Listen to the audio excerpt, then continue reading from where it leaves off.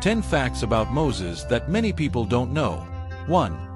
Moses asked God to erase his name from the book of life. What happened for Moses to make this statement, and what can we learn from it? Occurring at the same time as the worship of the golden calf, the parable of the golden calf sheds light on human nature and the tendency of individuals to stray from their commitment to God. It is ironic that while Moses was on Mount Sinai receiving the 10 commandments from God, the Israelites were breaking the first commandment, which says, "You shall have no other gods before me." The Israelites, impatient with Moses on Mount Sinai, decided to create a new god to worship. To achieve this, they melted down their gold jewelry and constructed a golden calf from it. The people's impatience led them to turn to Aaron and give him the responsibility of serving as their spiritual guardian in Moses' place. Aaron complied and turned his gold earrings into a carved golden calf, which was specifically forbidden. They then began to indulge in debauchery, worship the idol, and engage in immoral behaviors such as eating, drinking, and gambling. Then the Lord said to Moses, "Go down immediately, because your people, whom you brought out of the land of Egypt, have become corrupt." They worshipped him. Moses' descent from the mountain with the 2 tablets of testimony found him with Joshua on the road, and he came to the people as they celebrated their idolatrous and sensual festival. In a fit of righteous anger, he broke the tables of the law as a testimony to what the people had already done. Exodus chapter 32, verses 31 to 34. Then Moses returned before the Lord and said, "Oh, what a great sin these people have committed! They have made themselves gods of gold. But now, please forgive their sin. But if not, erase me from the book you wrote." The Lord answered Moses, "He who has sinned against me, I will blot out of my book. Now go, take the people to the place I spoke of, and my angel will go before you. I will punish your sin." Moses did not minimize the seriousness of the sin committed by the people, nor did he try to minimize it. They were responsible for glorifying a golden deity. Despite the enormity of the people's sin, Moses asked for forgiveness. This was an appeal to God's mercy and grace. Moses begged God to forgive Israel because of his own sacrificial identification with the sinful people. If God refused to forgive, Moses asked to be condemned as a sacrifice for his sinful people. Moses felt that Israel had sinned so terribly that the blood of a god or an ox could not cover it. It had to be a man who was in his place. Therefore, he offered to be erased from God's book if he could somehow rescue the people. God said no to Moses' request. But we can say that God was anticipating the sacrifice of someone greater than Moses, who would give himself for the people, bringing complete and total atonement. Of course, Jesus had the same sacrificial heart when he died for our sins. God agreed to forgive the nation, but reserved the right to judge individual sinners. Now therefore, go, lead the people to the place I spoke of, was God's promise to remain faithful to Israel and maintain his presence among them. My angel will go before you. 2. Moses and the idol of Nust. The biblical books of Kings refer to the image of a serpent coiled around a pole as Nust. The image is described in the book of Numbers. After being freed from Egypt, the people began to complain to God about the conditions of their lives. In direct response, God scattered fiery serpents among them. Many people in the city ended up dying, and many others were dying. In response to Moses' prayer, God ordered a bronze serpent to be raised on a pole and promised that anyone who looked at the bronze serpent would be healed of the snake bite they had received. Through the filter of the Father of the Moon, you will guide the people to the promised land. But you yourself will not enter it, because you rebelled against my command in the waters of Meribah. These are the waters of Meribah in Kadesh, in the desert of Zin. In Numbers chapter 20 verses 7 to 13, Moses did not fully trust God and acted out of his own anger and frustration, rather than seeking God's guidance and provision in this situation. Moses disobeyed God's direct command, and as a result was not allowed to enter the promised land in this situation. Incident serves as a powerful lesson on the importance of obedience and complete trust in God, even in times of trial and frustration. Number 5. Moses was the author of the first 5 books of the Bible, commonly known as the Pentateuch or the Law of Moses. Genesis, Levitical, Exodus, Numbers, and Deuteronomy. The Pentateuch is fundamental to the Jewish and Christian faith because it establishes the theological and legal foundations of the religion. In the case of the Jews, the Pentateuch is known as the Torah and is the most important part of the Hebrew Scriptures. It is believed that Moses wrote these books under the direct inspiration of God while at Mount Sinai. The Pentateuch covers a wide range of topics, including the creation of the world, God's covenant with Abraham, the liberation of the Israelites from slavery in Egypt, God's commandments to his people, and the laws and regulations that the Israelites had to follow. Moses is considered an exceptional prophet and leader in Jewish and Christian history, and his influence on religion and culture is still felt today. Number 6. Moses was a charismatic and visionary leader from his birth until his death. Moses was a charismatic leader who inspired his people with a vision of freedom and redemption. His leadership during the Exodus from Egypt and the promulgation of the law at Mount Sinai established him as one of the most important leaders in biblical history. Moses was a man of great courage and determination who defied the Pharaoh of Egypt and led his people through the desert for 40 years. Despite the challenges and difficulties, Moses maintained faith in God and led the Israelites to the Promised Land. Number 7. Moses was a mediator between God and his people. Moses served as mediator between God and the Israelites during their exodus from Egypt and their stay on Mount Sinai. Moses received God's commandments and laws on Mount Sinai and transmitted them to the people of Israel. Moses also interceded on behalf of the people before God and negotiated with him on several occasions to avoid his wrath and punishment. Number 8. Moses was a man of faith and obedience despite his defects and weaknesses. Moses was a man of faith and obedience who trusted in God and obeyed his commandments even when faced challenges and adversity. Moses demonstrated his faith by leading the Israelites out of Egypt, despite Pharaoh's opposition, and trusting God to provide for his people in the desert for 40 years. Number 9. Moses was a prophet and seer. Moses was a prophet and seer who received direct revelations from God and communicated his will to the people of Israel. Moses was the only prophet in Jewish history who spoke face to face with God and received the tables of the law in Mount Sinai. Number 10. Moses was a model of humility and service. Moses was a model of humility and service who dedicated his life to serving God and his people, despite his leadership position. Moses never sought glory or personal power, but rather submitted himself to God's will and worked tirelessly to fulfill his purpose in life. These are just some of the lesser-known facts about Moses that reveal the depth of his character and his influence on human history and religion. They did through him. Before the people, take some of the elders of Israel with you, and take in your hand the rod with which you struck the Nile, and go, behold, I will stand before you there at the rock in Horeb, and you will strike the rock, and water will come out of it, for the people to drink. And Moses did so in the sight of the elders of Israel. Exodus chapter 17, verses 4 to 6. The Israelites. In essence, the Israelites came to Moses with a problem. Moses went to God. God gave Moses specific instructions, and as he followed them, water began to flow. Consider what happens in the second Meribah, when Moses becomes frustrated and disobeys God. Numbers 20 contains the second miracle. The Israelites arrived in the desert of Sin, near Kadesh. The Israelites complained again to Moses about the lack of water. Then the Israelites, the whole congregation, came to the wilderness of Sin in the first month, in the 40th year after they left Egypt, and the people lived in Kadesh. There Miriam died and was buried. Now there was no water for the congregation, and they gathered together against Moses and Aaron. The people argued with Moses and said, "If only we had perished when our brothers died before the Lord. Why have you brought the congregation of the Lord into this wilderness to die here, us and our livestock? Egypt to take us to this miserable place. Is it not a place of grain, figs, vines, or pomegranates, and there is no water to drink?" Then Moses and Aaron went out from the presence of the assembly to the entrance of the tent of meeting and fell down with their faces to the ground in prayer. Then the glory and splendor of the Lord appeared to them, and the Lord spoke to Moses, saying, "Take the staff, and you and your brother Aaron gather together the congregation and speak to the rock before them so that it will yield its water. From this, so you will draw water for them from the rock, and give water to the congregation and their livestock." Then Moses took the staff before the Lord, as he had commanded him, and Moses and Aaron gathered the congregation together before the rock. And Moses said to them, "Listen now, you rebels, are we going to draw water for you from this rock?"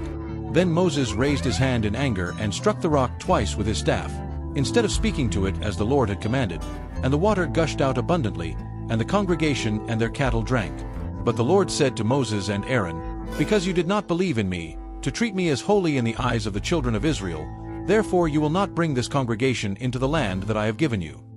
These are the waters of Meribah, where the children of Israel contended with the Lord, and he showed himself holy among them. Moses was tired of God's people. Did God just let it go?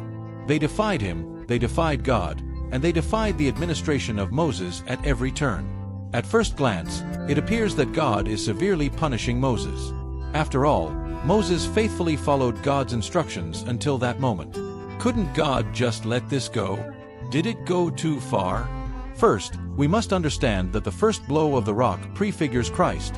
1 Corinthians chapter 10, verses 1 to 5. Moses obeyed God by striking the rock in Exodus 17. But Moses disobeyed God by striking the rock instead of speaking to it in Numbers 20. The incident in Numbers 20 was Moses' second strike at the rock, the first being in Exodus 17. As a result, we teach that Moses was punished for striking the rock twice instead of speaking to it in Numbers 20. According to 1 Corinthians, God intended the rock in the desert to be a representation of his Son Jesus Christ.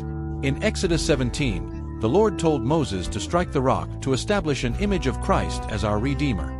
Christ is our rock and cornerstone who was beaten for our good and will bring streams of living water, as repeatedly stated in the Psalms and Isaiah. Furthermore, the book of Hebrews states that Christ died once for all and that no other atonement for sins is necessary. So in the scene in Exodus 17, the Lord intended for Moses to strike the rock in the desert just once, for Jesus to be sacrificed just once to bring us salvation.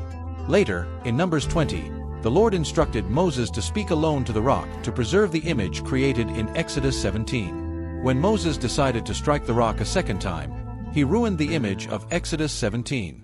We would be perplexed by the distorted image if God had not corrected Moses' error. In conclusion, God punished Moses to ensure that we correctly understand the image of the rock, preventing Moses from entering the promised land. The Lord demonstrated that we cannot enter salvation, that is, the promised land, through the works of the law, that is, of Moses, but only through the work of Jesus, that is, of Joshua, whose name is Yeshua or Jesus. When God instructed him to speak to the rock to obtain water for the nation, he struck it more with anger than with composure, and as a result he was banned from entering the promised land. These are powerful lessons about obedience, trust, and accurately portraying the image of Christ. They attributed to him, as it is written, all that great power and all the great terror which Moses accomplished. We learn that Moses was unparalleled in the power and authority with which he led the people of Israel. We are told that no other prophet like Moses has arisen in Israel since that time. However, there were great rulers of Israel, as well as leaders, prophets, and priests. But before the coming of Jesus Christ, known as the Messiah, there was never another man who filled all these positions as gloriously as Moses. Even with the miracles, Moses faced opposition from Jans and Jambres. God instructed Moses and Aaron to show a sign to Pharaoh in their first encounter with the king by throwing Aaron's staff to the ground. God knew that Pharaoh would demand a sign. After Aaron did this, the staff in his hand turned into a snake. Pharaoh soon called his magicians, each of whom managed to turn his own staff into snakes. Aaron's serpent devoured the snakes used by the magicians, which must have been interpreted as an ominous warning to Pharaoh's court. Aaron's serpent, Exodus chapter 7, verses 8 to 13. Now the Lord said to Moses and Aaron, when Pharaoh says to you, perform a miracle to prove your authority, then say to Aaron, take your rod and throw it before Pharaoh to become a serpent. Then Moses and Aaron went to Pharaoh and did exactly as the Lord had commanded. Aaron threw his staff before Pharaoh and his servants, and it turned into a snake. Then Pharaoh summoned wise men versed in magic and divination, and sorcerers versed in sorcery. Also these magicians, priests and diviners of Egypt did the same with their secret arts and enchantments. For each man threw down his staff, and they turned into snakes. But Aaron's rod devoured his staffs. However, Pharaoh's heart hardened, and he did not listen to them, just as the Lord had said. Pharaoh's magicians managed to perform miracles twice more, corresponding to the signs that Moses and Aaron had shown them. The first plague that Moses called upon the Egyptians was a plague of blood.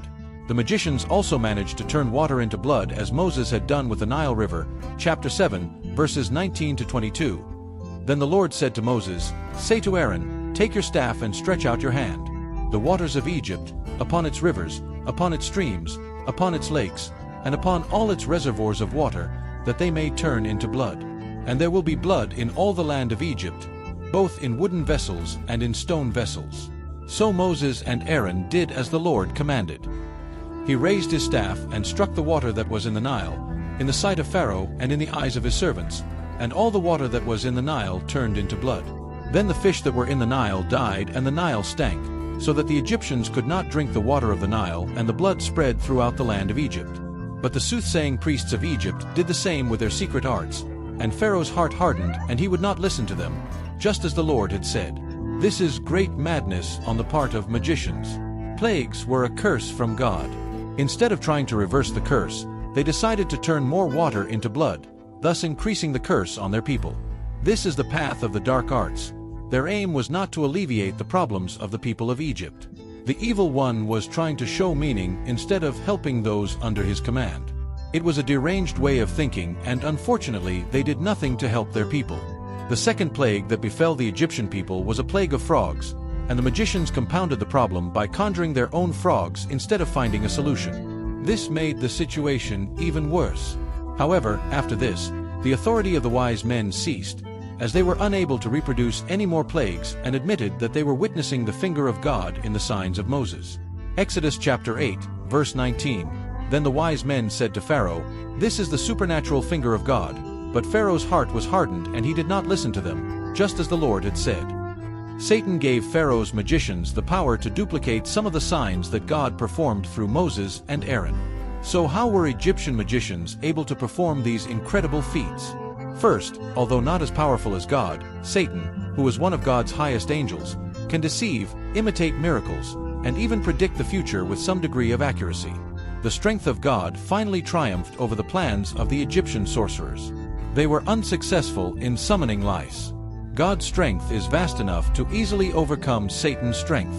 The ability to perform miracles through the power of darkness and the willingness to receive them as authentic will characterize the end times. Just as the power of Jans and Jambres had limits, Satan's authority also has limits. Even in the last days, God is still in control. There is hope, triumphant hope in Jesus. Miracles can be used to prove something is supernatural, but they cannot be used to prove something is true. These Egyptian magicians were intelligent and cultured men. However, Paul noted that they did not have the wisdom that comes from God. Some of us marvel at any real spiritual power without carefully considering that this real power may have a sinister, non-divine source. And even if a new power seems to have the answers we seek, we must not be seduced by it, because demonic forces can come disguised as angels of light. Moses was the only man that God buried. God chose to withhold from us such information about the events that led to Moses' death. Moses ascended the heights of Mount Nebo while Israel camped in the plains of Moab. From there, he had a clear view of the entire Promised Land all the way to the western sea coast. Deuteronomy chapter 34, verses 1 to 3. Now Moses went up from the plains of Moab to Mount Nebo, to the top of Pisgah, which is opposite Jericho, and the Lord showed him all the land from Gilead to Dan and all Naphtali, and the land of Ephraim and Manasseh, and all the land of Judah as far as the western sea, the Mediterranean Sea, and the Negeb and the plain, the valley of Jericho, the city of palm trees, as far as Zor. What an honorable title! Moses is distinguished as a servant of Jehovah. He exemplified this throughout his life, working hard in everything he did because he waited on God for his instructions, as a servant waits for his master, and he strived to behave according to the standards set before him on the holy mountain. As a servant, Moses was dedicated to God. You don't see him oppressing or ignoring his craft. His respect for the name of the Lord was deep, his loyalty to the cause of the Lord was unwavering, and his faith in the word of the Lord was firm. But, servant of God as he was, Moses had to die. It is the fate that awaits most men. Only 2 people were able to leave this world and enter the abodes of glory without having to cross the river of death. Moses is not one of the 2. At the end of Moses' life, God gave him a glimpse of the land for which he had left Egypt. Moses climbed Mount Nebo from the plains of Moab to the top of Pisgah. There is a Pisgah that we must also pass through and be reunited with our parents. May we ascend to it as willingly as Moses, the servant of God. The manner of Moses' death is very remarkable. The circumstances surrounding Moses' death are extraordinary. Mount Pisgah has an elevation of 4,500 feet, almost a mile. There aren't many 120-year-old men who can climb a mile-high mountain and live to tell the tale. However, Moses could. He accomplished this by climbing by hand. There was no path wide enough for Moses, and he didn't need any anyway. If you're wondering what condition he was in for that feat, he'll tell you here. Moses, almost a century and a quarter old, climbing to the top of a 4,500-foot-high peak and having the time of his life. Once there, Moses is not filled with self-pity. The extraordinary scene of the man of God alone on the mountaintop, with a view of Canaan spread out below him, was not taken by surprise. His death was long awaited. Moses knew some time before that he must die without setting foot in Canaan. The great man, therefore, had extensive knowledge of his own departure. I should add that although Moses' death demonstrates God's loving wisdom, the manner in which he died amply demonstrates God's grace. After Moses was assured that he would die, there was never any complaint or even prayer against it. His death was the culmination of his life. He realized that he had achieved his purpose. He was tasked with leading the people through the wilderness, which he did. Furthermore, he died in the best possible company. Some men die more appropriately in the company of their children. His strength lies in his domestic duties and attachments and in his offspring. They closed their eyes properly, but there was no true relative to the man Moses. Moses died according to the word of the Lord. What a way to live 120 years and not need glasses. A century and a fifth and without needing crutches. Moses never sat in a rocking chair rubbing liniment and drinking sir. But verse 6 contains one of the most remarkable statements in Moses' entire remarkable career. Deuteronomy chapter 34, verse 6. Grave of Moses, and he buried him in the valley of the land of Moab, opposite Beth Peor, but to this day no one knows where his grave is. God personally buried Moses, the only person in the Bible to whom he did this. Did you notice this? Number 7. The location of his body is unknown. The Lord then hid the tomb. What led you to do this? Because that tomb would have become a sanctuary. They would still be opening a road to Nebo today, erecting shrines, selling popcorn and peanuts, offering various tours, possibly even sending a tram there, with huge banners declaring Moses' burial. So it was hidden. This was so crucial to the Lord that it even caused an angelic confrontation. Number 8. He fought for the body of Moses. Jude, verse 9, refers to an event found nowhere else in the Bible. He had to fight or dispute with Satan over the body of Moses, but what this involved is not described. Jude 9. However, the archangel Michael, contending with him when he disputed the body of Moses, did not dare to make a slanderous accusation against him, but said, "The Lord rebuke you." This event occurs in Judas. Here Jude shares with us an incident found nowhere else in the Bible. The question naturally arises, where did he get this information? Some say the information was passed down through tradition. This may or may not be true, we're not sure. Did the dispute between Michael and Satan arise over the body of Moses? It is not unlikely that Satan wanted to see the place to build a sanctuary there. Miguel refused to make a presumptuous judgment. He simply announced the Lord's rebuke.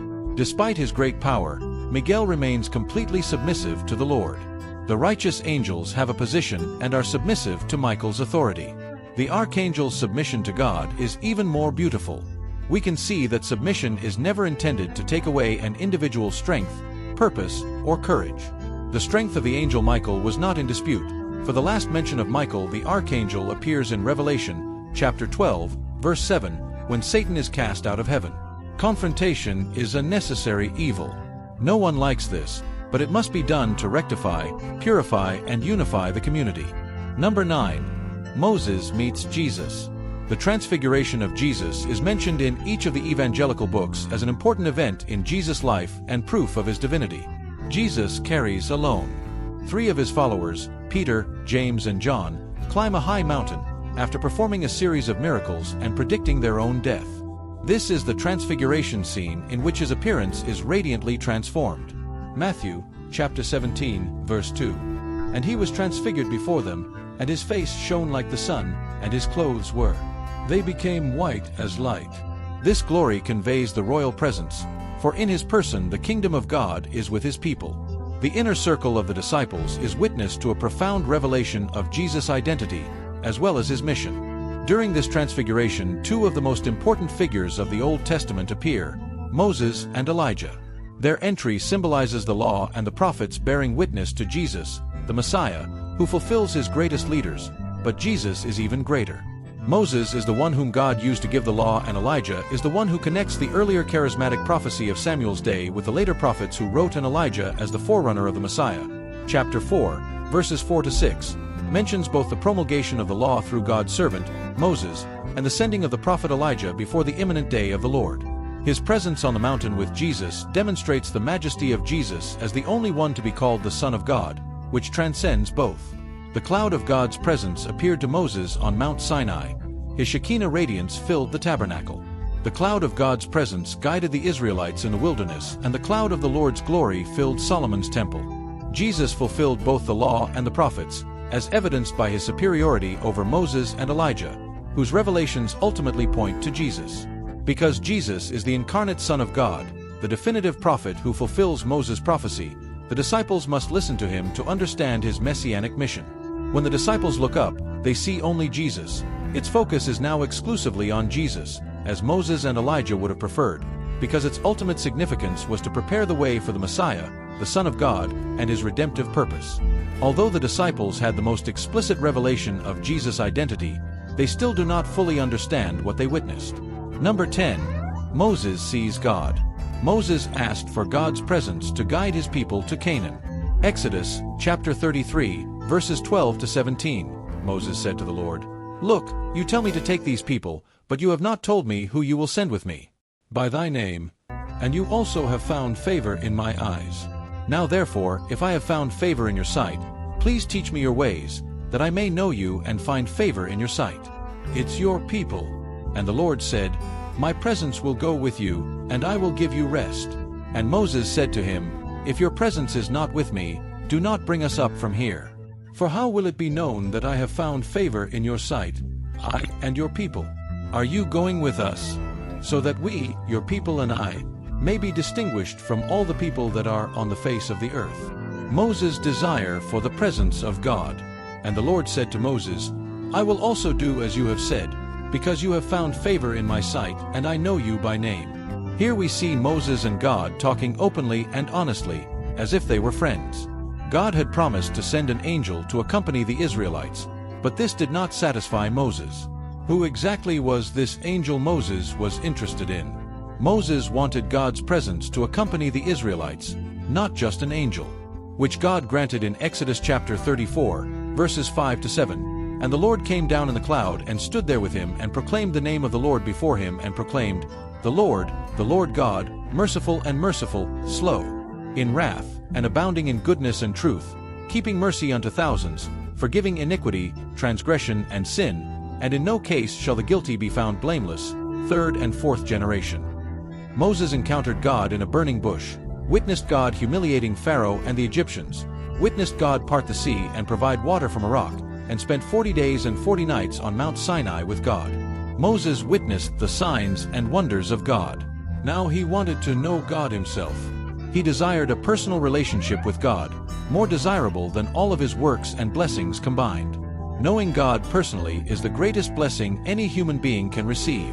John, chapter 17, verse 3, "And this is eternal life, that they may know you, the only true God, and Jesus Christ, whom you have sent." God graciously responded to Moses' desire to know who would go with him, saying, "My presence will go with you." The "you" is singular in Hebrew. The Lord knew that Moses had found favor in his eyes. Moses, on the other hand, was dissatisfied with their relationship. I wanted more from God. Although he had witnessed the burning bush, the parting of the Red Sea, seen water gushing from the rock, and eaten manna from heaven, it was all old news to him. I wanted to learn more about God. I wanted a deeper understanding of God. Then Moses said to the Lord, "Please teach me your ways so that I may know you." Moses was like a hungry man sitting at the table for a good meal. I wasn't satisfied with just getting an appetizer and trying the soup. He wanted to devour everything the Lord had to offer. Moses understood what the psalmist was saying, "As the deer panteth after the water brooks, so panteth my soul after thee, O God."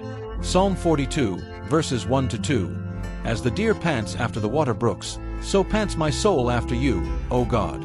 My soul thirsts for God, for the living God." Every believing heart should have this attitude. God is not interested in mere churchgoers. He wants to be known by those who hunger and thirst. In fact, knowing God is the meaning of eternal life. Moses undoubtedly set a wonderful example of intercession and mediation with God. What a great God-fearing man he was. God approved him. However, a greater mediator than Moses would come, Jesus Christ, in whom God also pleased. And because of Christ, Christians also have the same privileges that Moses had. We too can know God, We are also friends with God, and we can talk to him face to face." Then Moses said, "Now show me your glory." Exodus chapter 33, verse 18. Moses wanted even more, said to the Lord, "Let me see your glory." In other words, Moses wanted to see a visible manifestation of the invisible God, make it public to him, and provide observable evidence of his glorious divinity. Are you satisfied with listening to a sermon and singing a few songs to God, or do you constantly crave it? See more of God in your life.